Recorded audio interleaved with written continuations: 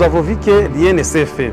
Et c'est pourquoi nous, dans le cadre de mettre pression au gouvernement, nous avons jugé mieux de suspendre momentanément avec les activités scolaires. Nous demandons dès aujourd'hui d'aller en classe, d'aller encadrer les enfants, de reprendre les activités en attendant à ce que les partenaires puissent répondre avec le gouvernement.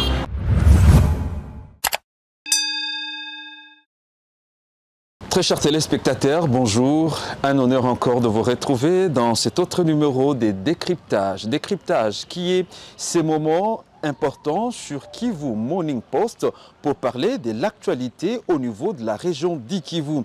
Aujourd'hui, nous faisons focus sur ces mouvements de grève annoncés par les enseignants qui ont fui les hostilités qui opposent le rebelle du 23 aux forces gouvernementales. Ces enseignants se sont déplacés et se retrouvent dans le territoire de Nyiragongo. En quittant leurs hommes, ils ont décidé de ne pas sacrifier l'éducation des enfants en organisant des sessions de formation dans les après-midi. Mais depuis ce 16 octobre 2023, ces enseignants ont décidé de ne pas donner cours. Pourquoi et pour quelles circonstances? Qu'est-ce qui les aurait motivés? La suite, mesdames et messieurs, c'est tout à l'heure avec notre invité qui est tout simplement Femou Simissi. Nous recevons aujourd'hui monsieur Femou Simissi qui est le représentant des enseignants déplacés des guerres ici en territoire de Nyiragongo. Monsieur Femou, bonjour. Bonjour, messieurs les journalistes. Nous avons le privilège de vous recevoir. Vous êtes très fâché, vous en tant qu'enseignant déplacé. Pourquoi? Vraiment, nous sommes fâchés en tant que des enseignants déplacés. Premièrement, vous savez que nous avons fui nos milieux respectifs à cause de la guerre nous imposée par le M23. Et lorsque nous sommes arrivés ici au niveau des sites de déplacés, nous nous sommes dit que ce n'était pas bon que nos enfants puissent perdre encore une troisième année branche. Et nous nous sommes organisés avec les autorités de l'EPST pour qu'on puisse commencer à encadrer les enfants déplacés de guerre du M23 au niveau des sites de déplacés de Kanyaruchinya et ailleurs. Alors, aujourd'hui, vous avez été dans une grande réunion où vous avez annoncé une décision qui laisse plus d'un chacun perplexe. Vous dites que vous arrêtez de donner cours aux enfants. Pourquoi?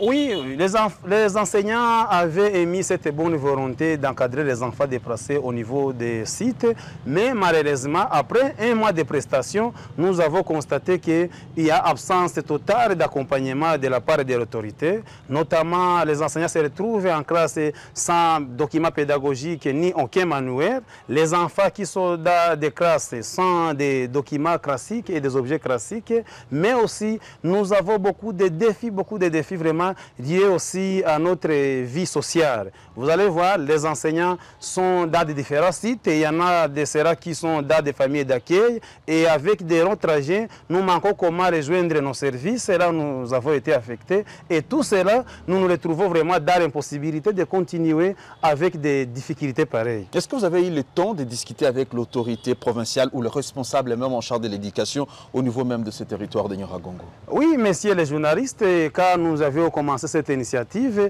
nous avions discuté avec le sous-provède. Lui aussi, à son tour, il nous a promis qu'il va remonter les plaidoyers pour que l'autorité compétente, notamment les autorités de l'EPST avec leurs partenaires, qui viendront appuyer cet enseignement au niveau des sites. Mais malheureusement, après un mois de prestations, nous avons vu que rien ne s'est fait. Et c'est pourquoi nous, dans le cadre de mettre pression au gouvernement, nous avons jugé mieux de suspendre momentanément avec les activités scolaires parce qu'on ne peut pas continuer à gâcher l'enseignement de nos enfants. De toutes les façons, les enfants déplacés, ils ont aussi droit comme tant d'autres enfants congolais. C'est pourquoi nous invitons le gouvernement vraiment à faire tout son mieux pour que l'enfant déplacé aussi et le prenne avec l'éducation qui est digne de son nom. Alors si ce n'est pas un secret, est-ce qu'on peut avoir aujourd'hui une idée sur les statistiques des enfants que vous encadrez depuis cela un mois? Vraiment, les statistiques seront, même si je ne suis pas habilité à les faire, parce que si je peux donner les statistiques sur mon école où j'enseigne, nous étions déjà à 500 écoliers.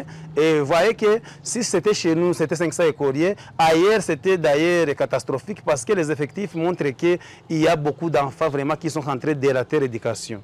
Alors, nous allons petit à petit vers la troisième année et vous avez été épris par cet esprit de sauver l'éducation de vos enfants en arrêtant, est-ce que ce n'est pas encore les sacrifier, les crucifier davantage? Nous, on ne les sacrifie pas. Je vous ai dit, tel que lorsque j'ai commencé, je disais que nous avions montré cette bonne volonté d'encadrer ces enfants. C'était par souci qu'on l'a fait. Mais, malheureusement, on s'est retrouvé dans l'impossibilité parce qu'il n'y a pas eu un accompagnement. Imaginez-vous un enseignant qui se retrouve dans la classe sans aucun appui pédagogique ni outil. Comment est-ce que l'enseignant peut faire? Au lieu maintenant de continuer à sacrifier nos enfants, les tromper que nous sommes en train d'encadrer les enfants déplacés alors que non, on a dit arrêter pour que le gouvernement puisse prendre ses responsabilités, nous appuyer notamment en matériel avec certains accompagnements. Et c'est un mouvement de grève qui prendra combien de temps?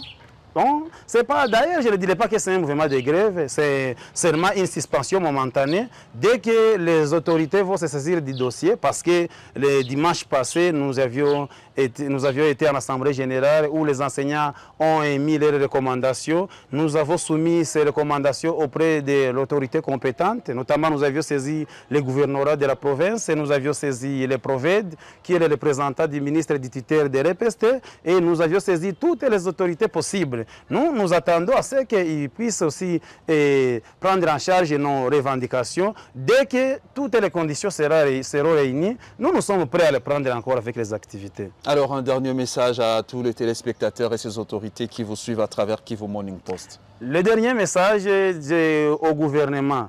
Donc, nous invitons au gouvernement de restaurer la paix vite, le plus tôt possible, et puisque nous puissions les tourner dans nos milieux respectifs et continuer avec notre vie quotidienne. Et au gouvernement aussi, nous le disons, de toutes les façons, les enfants qui sont dans le cas, c'est leurs enfants. Et ils sont pris en considération au même niveau que les enfants de Kinshasa. Le gouvernement, nous l'invitons de prendre ses responsabilités et accompagner les enseignants qui avaient émis cette volonté pour que les enfants, en attendant que la paix soit restaurée dans nos milieux, pour que les enfants déplacés continuent avec l'enseignement. Voilà, très chers téléspectateurs, vous avez suivi le représentant des enseignants déplacés dans cette partie du territoire de Nyiragongo par rapport à cette suspension des activités en faveur des enfants qui sont venus des villages en proie aux groupes armés, à ces combats entre le FARDC et le rebelle 123 et qui se retrouve ici à Nyiragongo. Alors pour comprendre un peu qu'est-ce qui bloque cette machine, qu'est-ce qui pousserait le gouvernement, les autorités de l'éducation à ne pas agir, nous avons décidé de venir jusqu'ici au niveau du bureau de la sous-division de l'EPST Nyiragongo D pour rencontrer le numéro 1 de cette sous-division. Et là, nous avons le privilège de parler à M. Maombi Janvier qui sera sur ce plateau et qui va nous parler davantage. Sous-Proved, Maombi Janvier, bonjour. Bonjour. Nous sommes dans votre juridiction scolaire où les enseignants déplacés sont en colère et décident de suspendre le cours parce que vous les avez abandonnés. Pourquoi les avez-vous abandonnés? Merci beaucoup. En fait, les enseignants, ils ont posé beaucoup de difficultés pour qu'ils continuent à encadrer les enfants. Vous savez qu'ils ne sont pas dans leur milieu, donc il y a beaucoup de conditions qui doivent d'abord être remplies pour qu'ils puissent encadrer normalement les enfants. Alors depuis le début, on a essayé d'identifier les difficultés y afférentes pour que les activités se déroulent normalement. Et à moins de 2 semaines, ils nous ont envoyé une lettre reprenant toutes leurs doléances pour dire que non, ils sont déjà bloqués à un certain niveau. Et nous, à notre niveau, comme représentants du ministre de l'EPC dans l'entité, nous avons juste au début soumis toutes ces revendications. On a fait des plaidoyers au niveau provincial et à tous les partenaires qui interviennent dans l'éducation. Et tous les plaidoyers là, toutes les difficultés que nous avons aussi soumises à l'autorité provinciale et aux partenaires, ils nous ont vraiment rassurés que bientôt ils viendront en aide ces enfants et à ces enseignants. Mais ça fait un mois. Les enfants étudient, ils n'ont pas de manuel, il n'y a pas cette assistance, les conditions ne sont pas bonnes pour ces enseignants. Est-ce qu'ils n'avaient pas raison quand même de suspendre aujourd'hui les cours? Jusque-là, nous ne disons pas qu'ils n'ont pas raison, ils ont raison de revendiquer. C'est seulement qu'ils viennent de le faire très tôt. Parce que les partenaires, on ne peut pas pousser un partenaire à répondre à un besoin. puisque vous savez que lui aussi doit planifier. On est en train chaque fois d'envoyer même les statistiques aux différents partenaires et nous pensons qu'ils vont répondre. Ils ne peuvent pas répondre dans l'immédiat, mais ils vont répondre. Et à titre d'exemple, il y a des revendications que les enseignants ont données comme absence de manuel. Absence de manuel. Aujourd'hui même, on est en train de leur distribuer des manuels qui sont déjà disponibles. Il y a aussi beaucoup de choses qu'ils ont poussées comme difficultés. Nous osons croire qu'à travers le gouvernement provincial et tous ses collaborateurs, tous ses partenaires, les revendications, les difficultés seront bientôt résolues. Puisqu'ils sont en train de nous dire qu'ils vont venir et il fallait aussi examiner les statistiques. Donc ça ne se fait pas aider ou répondre à une revendication, à une difficulté d'un élève en matière d'éducation. Ça ne se fait pas comme ça. Il faut un plan, il faut examiner, il faut balancer les statistiques avant de répondre. Il faut aussi réunir les partenaires qui sont disponibles à intervenir dans ces cas-là. Alors, comme il y a déjà des partenaires, UNICEF a déjà signé un engagement avec l'EPST au niveau provincial pour répondre à tous ces besoins que les enseignants sont en train de pousser comme difficulté et qui cause à ce qu'ils ne puissent pas encadrer normalement nos enfants. Les sous-provèdes, est-ce que vous avez un dernier appel à lancer aux enseignants qui nous suivent? Nous ne manquerons pas vraiment à faire appel aux enseignants. Nous les appelons vraiment à une retenue, à un esprit de sacrifice et à la patience. Puisque tout ce qu'ils ont donné comme difficulté, nous pensons qu'avec la bravoure des provinces de l'EPST Nord Kivu 1, toutes ces revendications-là seront vite répondues. Et nous leur demandons dès aujourd'hui d'aller en classe, d'aller encadrer les enfants, de reprendre les activités en attendant à ce que les partenaires puissent répondre avec le gouvernement. Et c'est là nous disons que les enfants s'ils sont encadrés ici, ce n'est pas puisque on le fait ou on le fait puisqu'on n'a pas, juste à faire, mais on le fait c'est pour sauver d'abord les enfants en attendant que la paix soit rétablie dans notre milieu et que les enfants aussi regagnent leur milieu et étudient et bénéficient normalement aux enseignements comme les autres enfants, comme tous les enfants congolais. Donc, nous leur demandons dès aujourd'hui de rentrer et la question est prise en main avec les autorités provinciales.